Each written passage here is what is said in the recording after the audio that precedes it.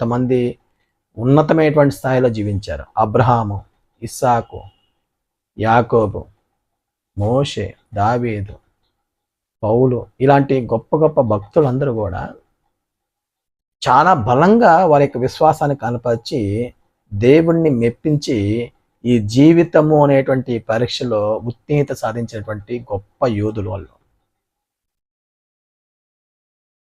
అందువల్ల ఈ జీవితంలో ఈ పరీక్ష గుండా మనం వెళ్తూ ఉన్నాం. ఈ పరీక్షలో ఎంతోమంది రాస్తారు కానీ అందరూ సక్సెస్ఫుల్గా ఆ పరీక్షలో నెగ్గుతారనేది లేదు. చాలామంది తప్పిపోతారు.